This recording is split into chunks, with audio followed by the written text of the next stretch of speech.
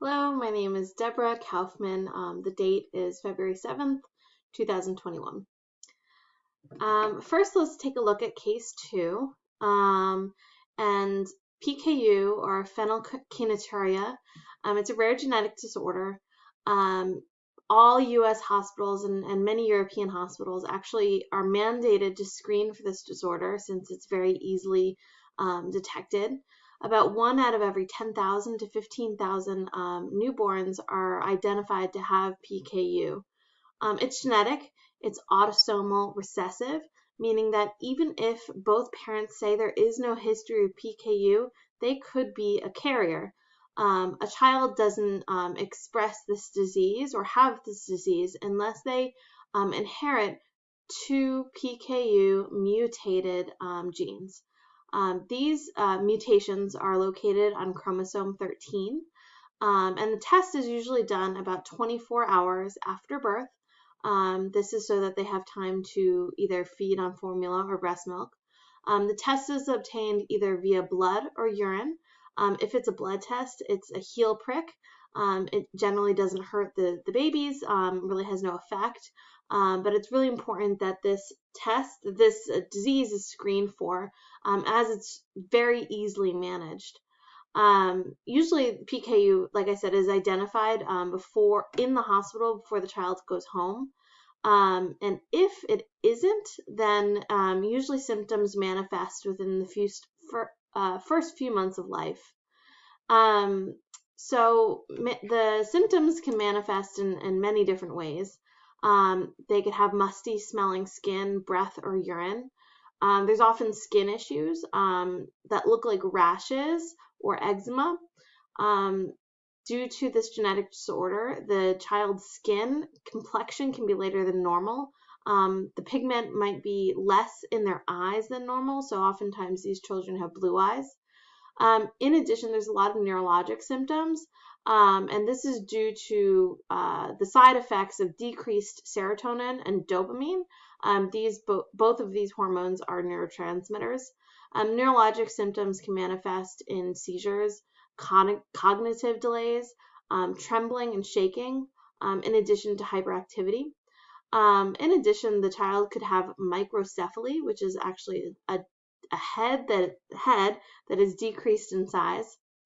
A lot of these symptoms, like I said, generally show within the first few months of life. And a lot of these symptoms, even when the disease is diagnosed, cannot be reversed once they start to manifest. These symptoms oftentimes are all the time due to the buildup of the amino acid phenylalanine, which is PHE, in the child's system. The mutated gene on chromosome 13 actually mutates the code that creates the enzyme phenylalanine hydroxylase. This enzyme actually creates tyrosine from phenylalanine. Therefore, tyrosine would become an essential amino acid. In addition, you have to really watch out for ingesting too much phenylalanine since the body cannot break it down when you have this disease. Phenylalanine generally is in protein, which is seen in breast milk. So really just the child has to, and the parents must work with a dietitian to ensure that they're getting enough nutrients, but not too much phenylalanine. They should only be getting enough phenylalanine to create other proteins. When too much phenylalanine is built up within the body, it often causes oxidative stress. Oxidative stress is seen in other diseases that actually have neurologic effects, such as PKU. Some such diseases include Alzheimer's and Parkinson's. Oxidative stress is the imbalance of nitrogen and oxygen within the body. This causes damage to lipids, DNA, and proteins. It also damages and oftentimes cannot create the protein that we see in hormones that make up neurotransmitters such as serotonin and dopamine. We also see damage to the myelin sheath within the neurologic system. There's also some downstream effects due to dietary restrictions on those that have PKU. This is why it's really important to work with a dietitian to ensure that your child is getting enough nutrients without normal protein. We oftentimes see a decreased IgA and IgG, which is immunoglobulins. Like I said, management of this disease is through dietary regulation, but if there's a delay in diagnosis, damage done prior to diagnosis oftentimes is irreversible. So it's really important to really manage one's diet throughout in the entire course of one's life. Those with PKU oftentimes can live a totally normal life as long as they manage their diet throughout. In addition to protein, one must watch intake of artificial sweeteners, such as aspartame. In fact, this really should be eliminated from diet so that there isn't too much phenylalanine buildup.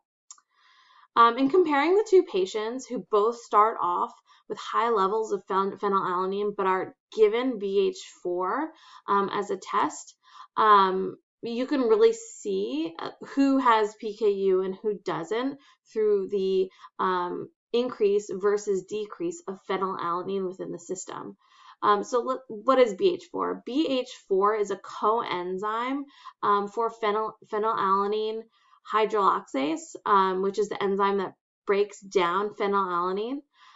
This coenzyme, like I said, it helps break down phenylalanine, and its true name is tetrahydrobiopterin. It helps break down PHE into tyrosine. So those patients who might have a little bit of a slow start to break down phenylalanine but are given BH4 will see a rapid decrease in the phenylalanine levels in the body, and that's what you see in the second patient.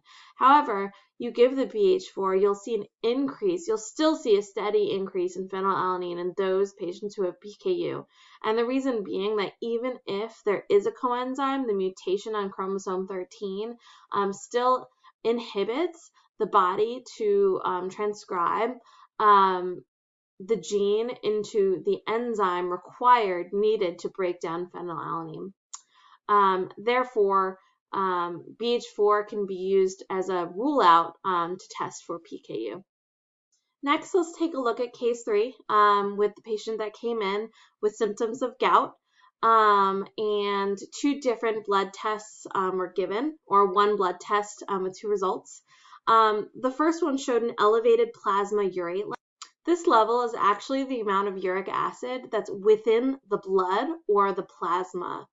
The second result is the amount of uric acid that is excreted within the urine. So those are 2 different levels. The patient that we're looking at actually had the normal amount of uric acid within the urine, but elevated plasma urate levels. So there's 4 different scenarios that could lead to odd tests, either an increased or uric acid level within the urine, or increased plasma urate levels. And we're looking for the scenario that leads to increased plasma urate levels. So the first item that we're going to look at is overproduction of purines. The overproduction of purines within the body is actually known as hyperuricemia. This is a complication of gout, so certainly we could see this within this patient. However, this is not the cause of the elevated plasma urate levels in our patient. We know this because if purines were overproduced, we would actually see an increase in urinary uric acid. These labs show normal levels of uric acid within the urine. The second scenario is decreased salvage purine. So first, what is a salvage purine?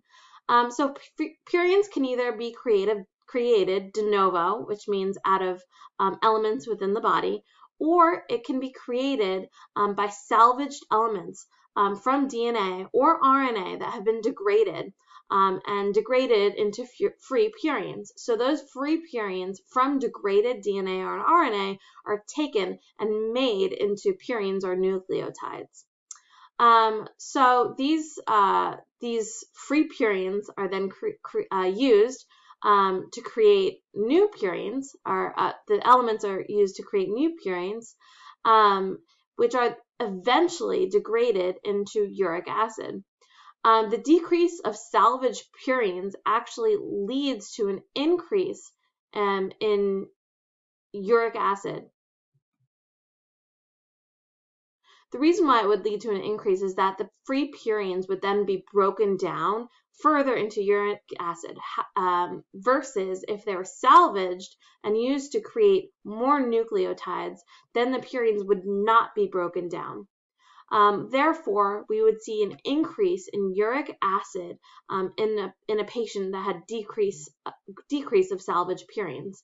We do not see this in this case. The urinary uric acid is at a normal level. Therefore, we could also rule out the decrease of salvage purines of this patient.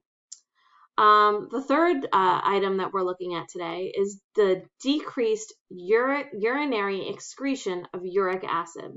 Therefore, this patient is not breaking down purines into uric acid and urinating them out. The uric acid is being retained within the body, especially within the blood. This is called hyperuricemia. This is shown in our patient via the high levels of urate within the plasma or the blood. This is not only a presentation within patients with gout. Therefore, it's super important to understand the symptoms of this patient and what they correlate to.